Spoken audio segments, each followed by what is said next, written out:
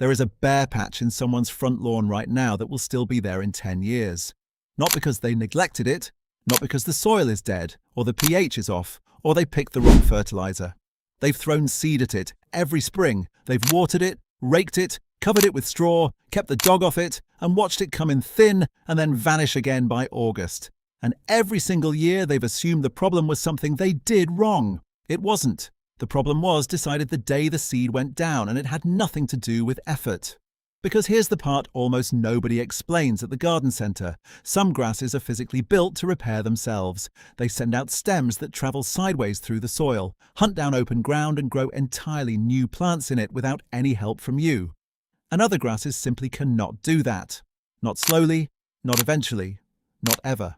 A single plant of that second type will sit in the exact same spot its entire life, grow straight up, get a little wider by a few millimeters, and die exactly where it started. Two lawns, same water, same fertilizer, same mower, same owner. One quietly heals every scar it gets, the other keeps every scar forever. And once you know which one is growing outside your door, years of confusing, frustrating lawn failure suddenly make perfect sense.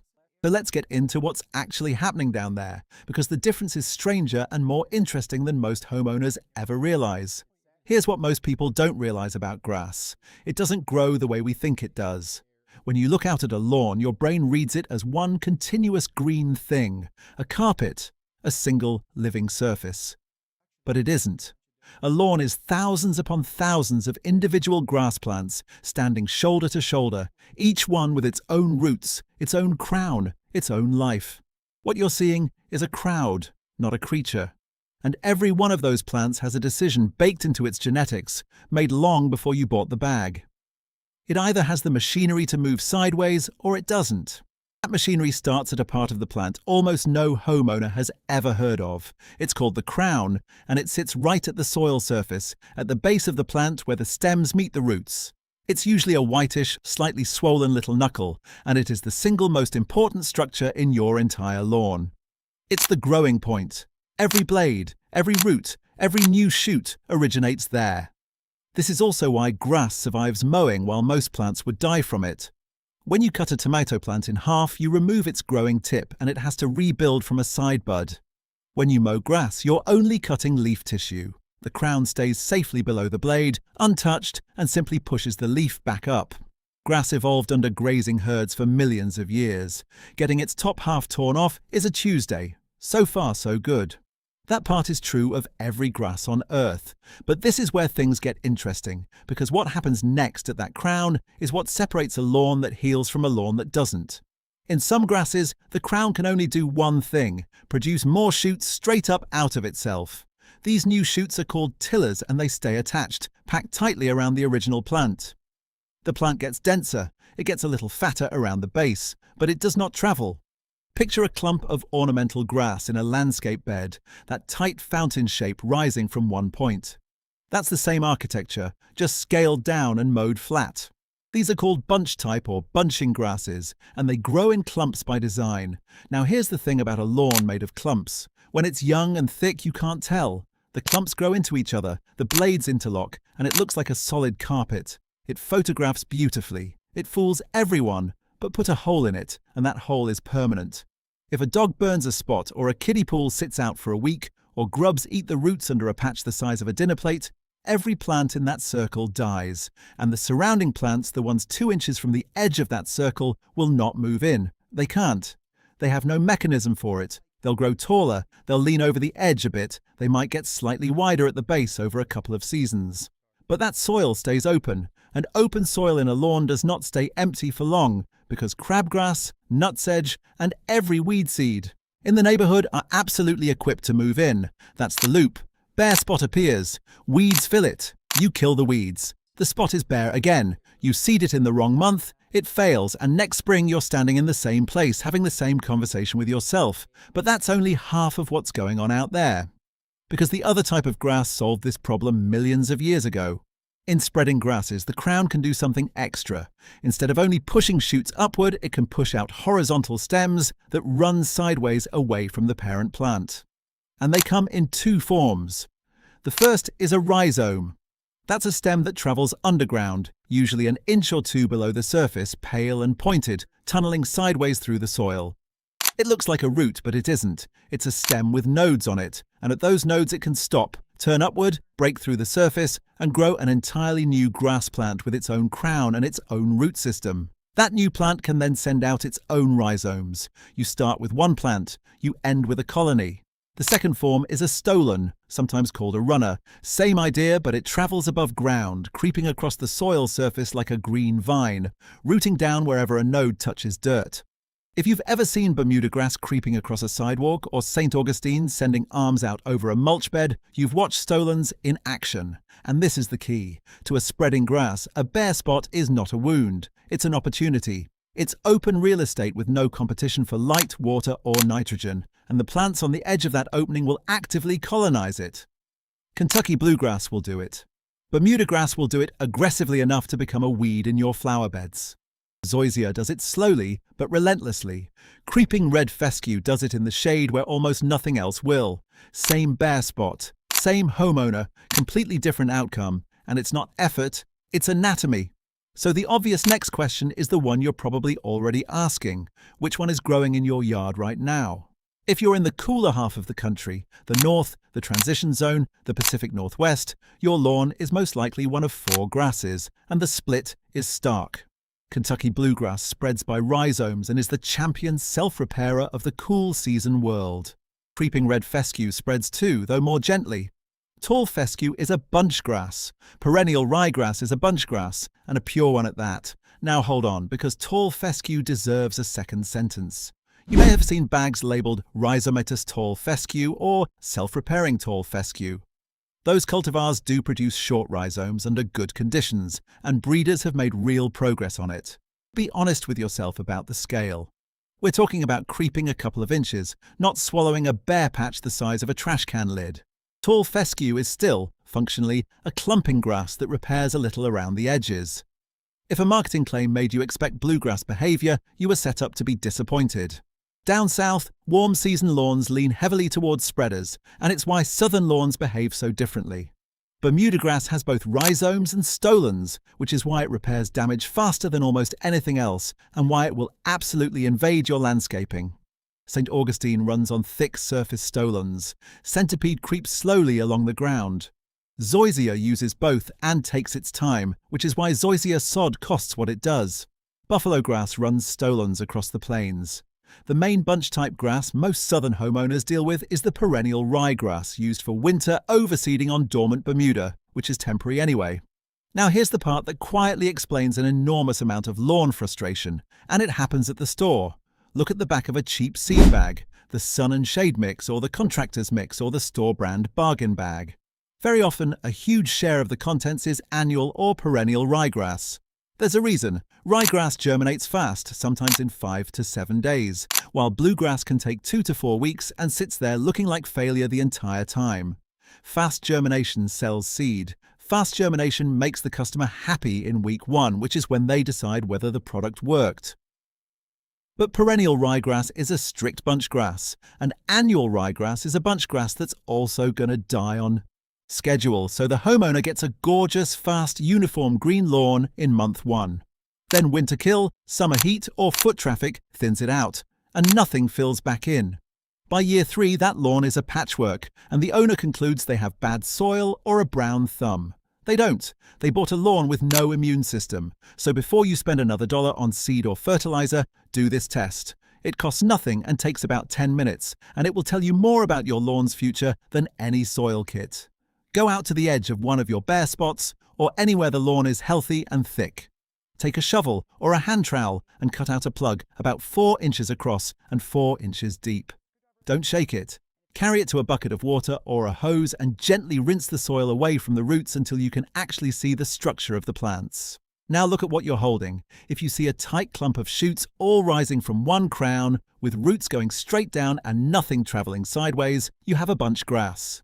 Everything about that plant says vertical. If you see pale, firm, horizontal stems running out sideways from the crown, stems that look almost like white or tan roots but are thicker, smoother and have visible joints, those are rhizomes. You have a spreader. Follow one and you'll often find a young plant on the end of it. a brand new grass plant that your lawn built by itself while you weren't watching. It's genuinely a cool thing to see once. There's an easier version too if you don't want to dig. Go look at the hardest edges in your yard. The line where the turf meets a mulch bed, the crack along the driveway, the edge of a paver path. Bunch grasses stop dead at that line. They just end. Spreading grasses reach out over it, run along the concrete and push into the mulch, which is exactly why people with Bermuda or St. Augustine are out there edging constantly and people with tall fescue are not. And here's a third check that takes 6 weeks but costs nothing. Find a small bare spot, push a flag or a golf tee in at each side. Take a photo on your phone with the date and then leave it completely alone during the peak growing season for your grass type. Late spring and early fall for cool season lawns.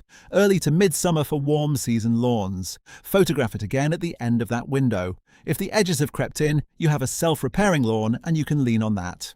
If the outline is identical, you now know for certain that every repair in that yard has to come from you. But knowing which grass you have is only the first layer because there's something else going on that trips up even people who bought the right seed. A spreading grass will not always spread. Having rhizomes is potential, not a guarantee, and there are 4 common ways homeowners accidentally shut that potential off. The first is mowing height. Running out rhizomes and stolons is expensive work for the plant. It costs sugar, and sugar comes from leaf tissue doing photosynthesis. When you scalp a lawn short, you strip away the factory. The plant goes into survival mode and spends everything it has rebuilding leaves, because leaves are how it eats. Lateral expansion is the first thing on the chopping block. This is why the same bluegrass lawn can be a vigorous self-healer at 3.5 inches and a stalled, thin, weed-infested mess at 1.5. Raising the mower is the single cheapest thing on this entire list, and it does more than most fertilizer applications. The second is shade. Same logic, less light, less sugar, less spreading. A bluegrass lawn under a maple has rhizomes it cannot afford to use. The third is compaction, and this one is invisible.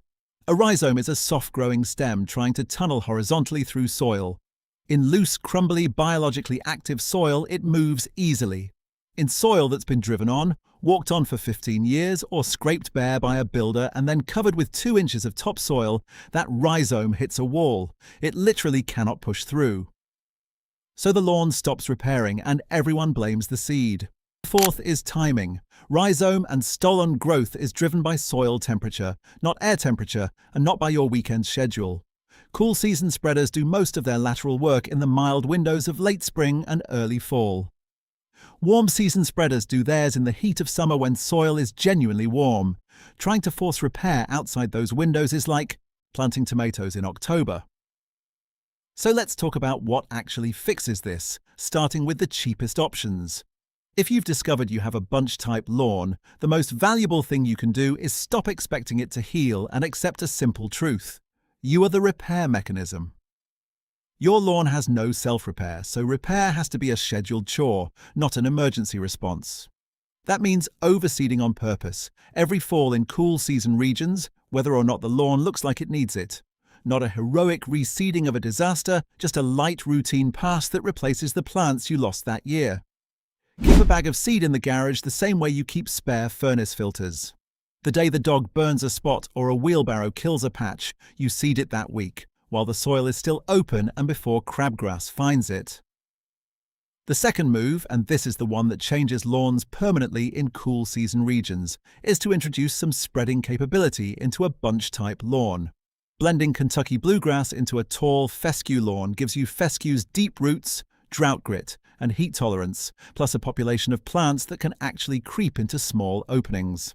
Many quality tall fescue blends already include a percentage of bluegrass for exactly this reason. It won't turn your yard into a self-sealing carpet overnight, and bluegrass is slow to establish, so plan for patience. But over 2 or 3 seasons you're building a lawn that fights back a little instead of one that only loses ground. The third is free, and it only works if you have a spreading grass. Take plugs from your own yard.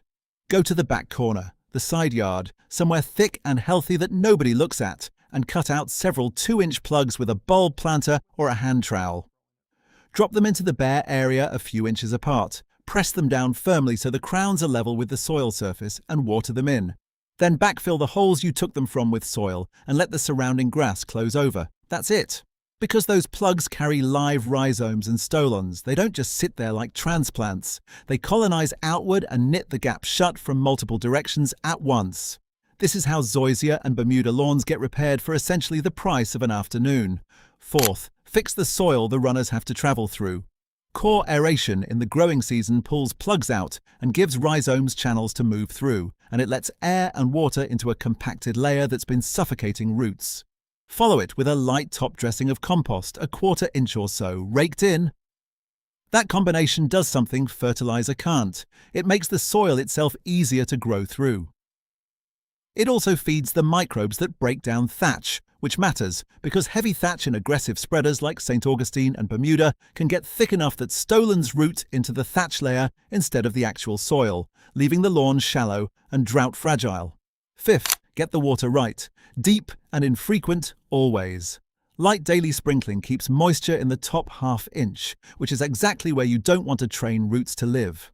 Soaking the top 4 to 6 inches and then letting it dry down encourages deep rooting, and deeply rooted plants have the energy reserves to spread.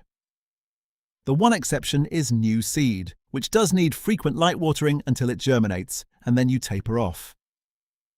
And sixth, be honest about the site. If a spot is bare because of dense shade, a downspout, a dog run, or a path everyone walks every day, no grass type is going to win that fight. Spreading grasses will keep sending plants into that spot, and those plants will keep dying, which drains the whole lawn. Sometimes the correct answer is mulch, a stepping stone, a shade-tolerant ground cover, or gravel. Choosing not to grow grass somewhere is a legitimate lawn care strategy, and it is much cheaper than losing to the same square yard every year for a decade. So here's the thing to carry away from all this. Everything you've been told about lawn care assumes the grass wants to heal. Fertilizer, aeration, watering, mowing, pH, all of it is advice about giving grass what it needs to do its job. But if your grass is a bunch type, one part of that job was never on its list. It will get greener. It will get thicker where it already exists. It will not walk across a bare spot because it has no legs. That's it. That's the whole concept, and it quietly explains years of failure that had nothing to do with your skill, your soil, or your dedication. Some lawns come with an immune system, some don't, and knowing which one is under your feet turns lawn care from guesswork into a plan. Next time you're standing over a bare patch that just won't close, don't reach for another product first. Reach for a shovel, pull a plug at the edge, and let the grass tell you what it's capable of. It's been giving you that answer the entire time. Have you got a bare spot in your lawn that's been there for years no matter what you do? Go dig up a plug and tell me what you find down there, rhizomes or a clump. I want to hear how many of you discover you've been fighting a battle your grass was never able to win. And that's it for today's garden tips and tricks.